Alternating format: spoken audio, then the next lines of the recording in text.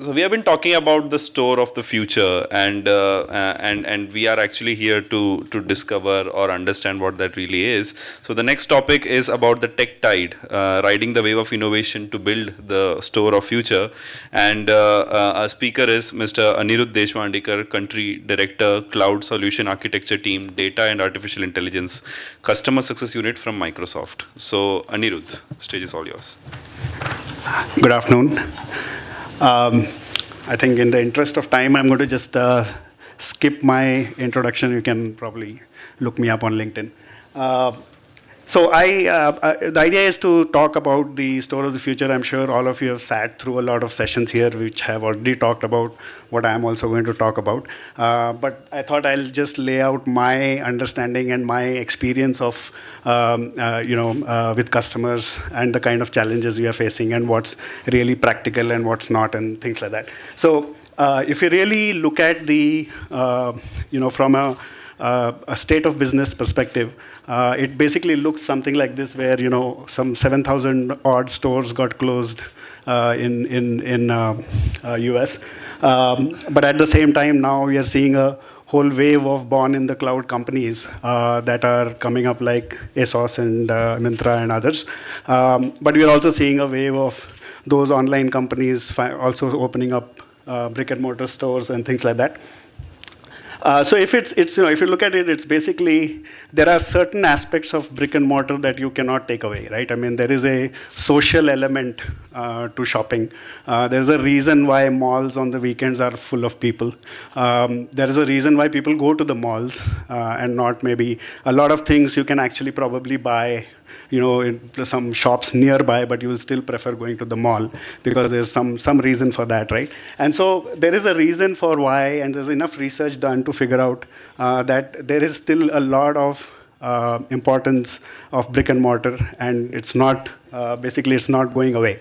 However, the online businesses are putting a lot of pressure on the offline business, and basically offline business needs to improvise and reinvent itself.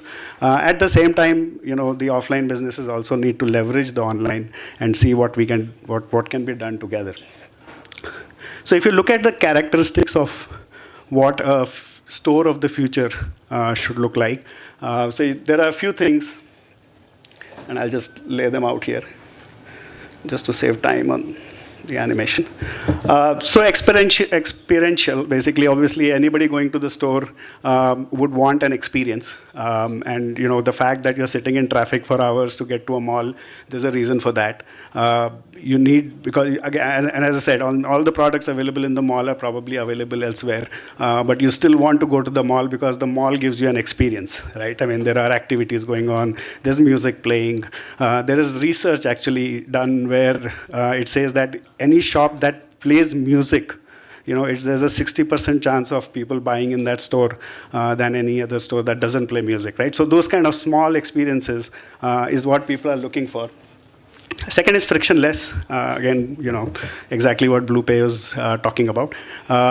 It's basically the whole standing in the queue and not having, reaching the counter only to find out that they missed out on a deal or some size is not available, looking for people in the shop to ask questions and things like that, right? I mean, all this sort of spoils your experience and things like that. And on top of that, obviously, should be fun, should be social. I should be able to share my experience with people.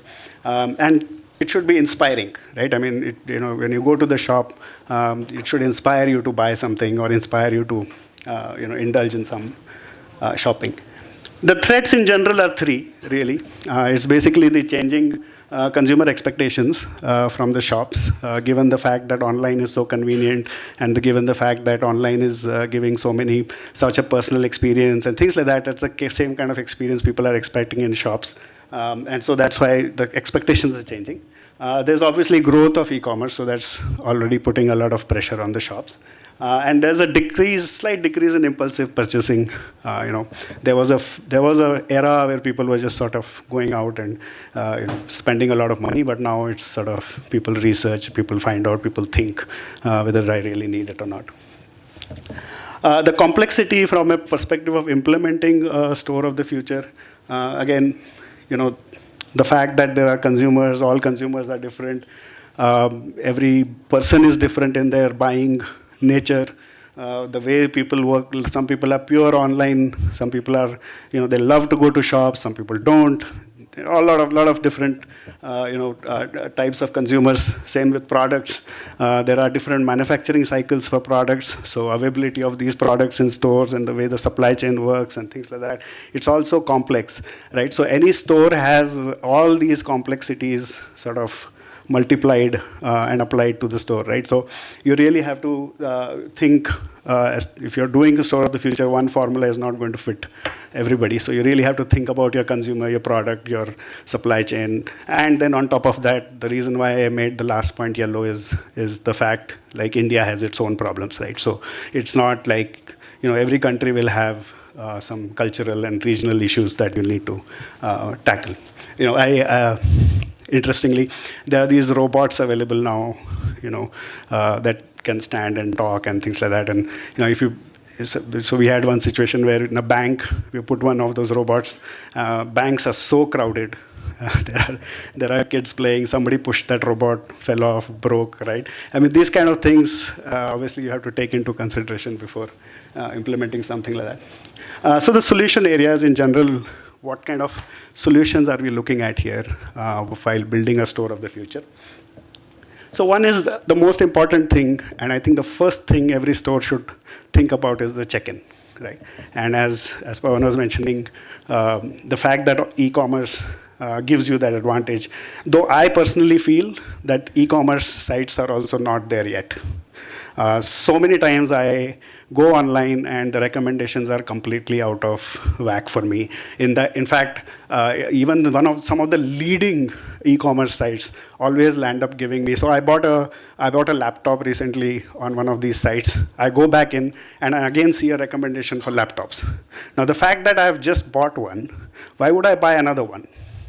Right? I mean, you need to sort of think about like, okay, what's the next thing this guy is going to buy, right? And not just keep bombarding me with laptop offers once I've already bought it from the site. So there is a lot of improvement scope there also. But from a store perspective, I think it's important that as soon as you come in, you first are able to check into the store, and everyone in the store knows that you're in the store. So we have a bunch of customers working with this. And I won't name them because they are still in experimental phase. But there are companies working with face APIs, trying to recognize customers as they walk into the store. Another way to do it is a QR code with an app. People just point and say, yes, they're logged into the store itself. And then from there, you could sort of take on the services and provide them more personal services. Then some robots, assistants, kiosks, any of these things, especially in specialized stores that are more sort of high-end and, where there are a lot of choices and selections to be made and things like that. Again, something that you could do. Kiosk is a very good. There are a lot of customers who are working with smart changing rooms, where there are screens inside the changing room where you can sort of go and select. So if you picked up the wrong size or the color, you want a new color, you can sort of just touch on the screen, and I have a video on that that I can show, where you can just sort of select what you want, and someone from outside will just usually. This is a husband and wife shopping experience. I'm sure all of you go through. So when I'm in the changing room, my wife is standing outside waiting to get me a different size or a color and things like that. But that's something that can be done with a touch screen inside the smart trial rooms itself. How many of you have heard on VLC? Anybody working with VLC-based technologies? Yeah, very interesting, very, I think anybody who's into retail shopping should definitely look into it. Leading light companies are now working on it. And so the concept is that every light, every LED light in the store would be able to communicate and will be able to send an ID. And the advantage of this is that the fact that you can actually put streams of lights in the shop, each light emitting an ID with your phone and a camera under it. It can tell you where you are. There's an app on the phone that can then guide you to the next aisle or the next product that you want to go to, or whatever it is that you can do with that location sensing. Location detection is the most biggest challenge inside the shop right now, because GPS just doesn't work. And so there are a lot of technologies and a lot of research going on here. The first one here, the indoor positioning system, is also a concept, but it is very inaccurate, and it is dependent on a lot of factors, and it does have a tendency of going wrong. But the light systems are really, and so some of the leading companies are now going to build this into every light that they manufacture, because it's a very simple technology. All it does is basically blinks. It blinks in a way that the human eye cannot catch it, but your camera is able to sort of figure out what the data is being sent. And they are going to build it into every light, because for their own purpose, they're going to do it so that they can maintain those lights. They can figure out the maintenance cycles on those lights and things like that. So from there, this perspective also, it's important. It's very not invasive. It is, just, the LED is just giving its position, and that's it. Then you use it to do whatever you want, right? So something really interesting, and I think everyone should take a look at this. Stocking right, I mean, the whole Kanban and all these kind of technologies and concepts coming into retail. But again, very difficult to, depending on the manufacturing cycles and, the whole supply chain and everything is going to decide this. But something that there are a lot of systems out there that are now offering this solution to retail, where you can have minimum stocking. The advantage being that the lesser stock you have, the more space you can use in the store for displaying and entertaining customers. So this has been the general flow, I would say. If I have to put the entire retail business in the last 30 years, this pretty much been the decades. So the decade of e-commerce, the decade of omni-channel, and now what we're talking about is augmented experiences. So it's basically augmented experiences all about when the people are in the store, that leveraging the online to this. And I've been to many stores where there is a kiosk, but all that the kiosk does is has the website on it, right? There's no connection between the store and the website. And I've personally been in many experiences where I've been in the store, I don't find the size, I see a kiosk there, I think it will help me, so I go there, and all it does is just shows me products after products, but just doesn't help me in finding out a nearby store where I will get the size or whatever it is, right? I mean, there are hundreds of things you can do on it. So that's where the things are moving, called augmented experiences, where you basically merge the online and offline together and bring those common experiences. There's a Microsoft Retail Store experience in Redmond that around this. So all the things that I talked about are all on display there. So everything I talked about is real, is being used, is being experimented on. And there's a special center that Microsoft has in Redmond where we are experimenting and getting customers in there to show them the possibilities. I wanted to just show 2 videos here. So if you have sound, your sound.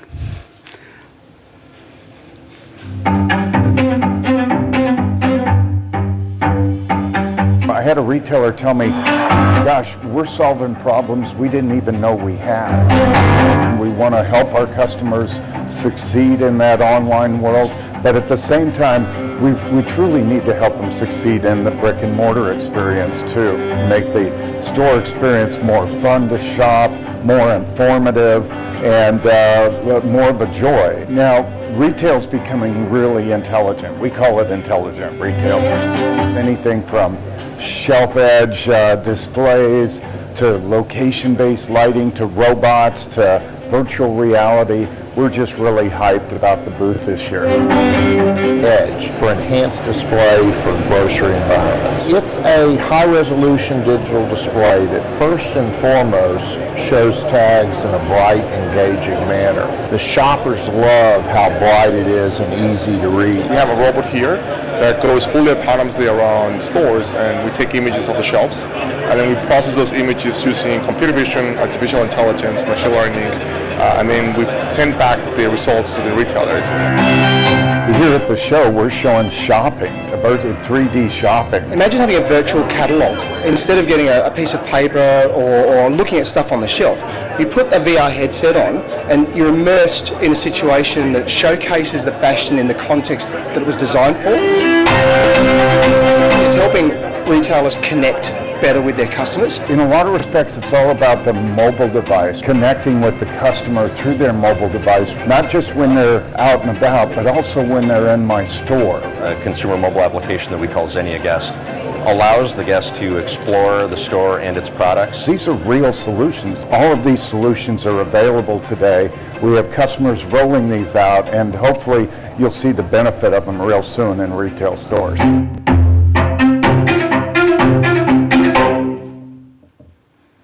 So this is just the possibilities in terms of what's right there right now. The next video I wanted to show is what Microsoft thinks is the future of shopping in general. It's a very fast video, but just to give you a context, there's a lady who plans a Italian vacation with one of her friends, and just how the shopping experience for that particular, she's shopping for clothes to go to Italy. So just.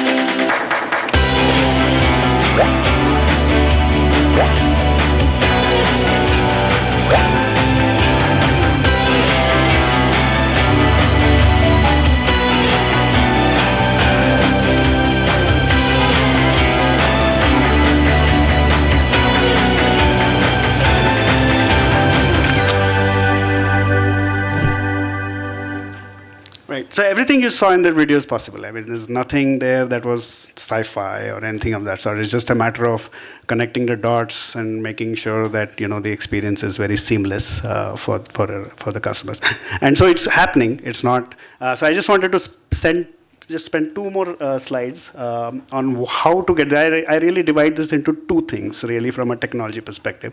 One is basically making sure that you have your machine learning algorithms right. And just because prediction is the biggest thing for retail right now.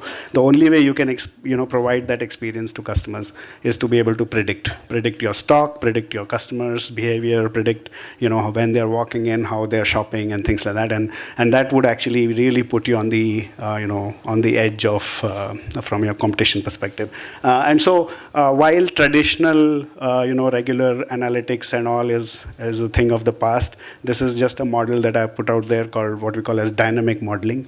So with technologies like Spark and Databricks and things like that, it is very important that you continuously keep improving your models and keep making sure that your prediction models are all very, very latest and are using all the data that's being churned out on a daily basis, right? So here's a model of how you could actually build that using technology. So that's the first aspect. The second is basically cognitive, right? I mean, experiment with cognitive. I see a lot of customers who are waiting. You know, they say, hey, vision is not perfect yet, so I'm not going to use it. It's not right. I think we should keep experimenting, keep working on it. So just to give you an example, Face API, face recognition is one aspect of it, right? Face detection is a technology that is 100% there. You can easily, I can take a picture right now and tell you how many people are there in this room right now, including the gender, age, everything, and those are super accurate things, and something that you can experiment with without a risk, right? I mean, it's not getting personal, it's not getting this, but just detecting a crowd in front of a kiosk and figuring out, okay, there are probably 6 male members and 2 female members. What should I show on this kiosk, right? That will be interesting to all of these people. What's the mood in general of the person? Is he sad? Is he happy? And things like that. So these are very simple things. You can right now go just search for Microsoft Cognitive Services. You'll get to this page. This page has live demos. You can actually upload pictures of your own and test them out. And it will, you can actually see how accurate they are and things like that. And with custom vision and all that, we are actually working with customers, and customers themselves are realizing how easy it is to train a model, and especially with something like retail, which has very fixed kind of imaging patterns and things like that. So again, something I would urge all of you to look at. Public APIs, all available online that you can work with. So in conclusion, again, just don't wait for perfection. Start with the low-hanging fruits. Start connecting the dots. Make sure that you are, giving a seamless experience. Solve the easy problems, and just keep adopting AI and ML, because the adoption is also basically what is going to drive technology. Most of the leading edge technologies become obsolete or become sort of irrelevant only when there's no adoption, right? So adoption drives innovation, and so you need to adopt, you need to experiment, and you need to start working on it, even if you don't put it into your main product line or whatever. Just have that, right? That's all I had. Thank you very much. I don't know, I'm probably 2 minutes over. So if there's some questions. Yeah. So one of my questions is basically, in online, the customer interest might take right time. So because my app right times, I know that it's the same customer and what is he cost. But in offline mode, where the customer or a user enters a store, or whosoever it is, if they enter a store, unless they make a purchase, I will not be able to make out. Yeah, so that's where the check-in comes in. So the behavioral thing, what all products did the customer view, what all based in the customer visit? Correct. Yeah, so it's a mixture of 3 things, right? It's a mixture of, first of all, online checking in. So you enter the store and the store knows that you have entered, right? So that's the first thing. Second is your history. Of what you have done in that store. So that is available from an intelligence perspective as to what are the kind of things you've been purchasing. And then when you actually purchase, you can then have, what you're right about the fact that, but so in the example of, say, for example, the VLS, and if you go and look at the case studies on the VLS system, that's exactly the problem it solves. Because I have the app in front of me, the light is sensing where I am, what I'm doing. I purchase something, and if you now combine this with, say, the frictionless thing, right? So let's say the checkout also is being done by the customer.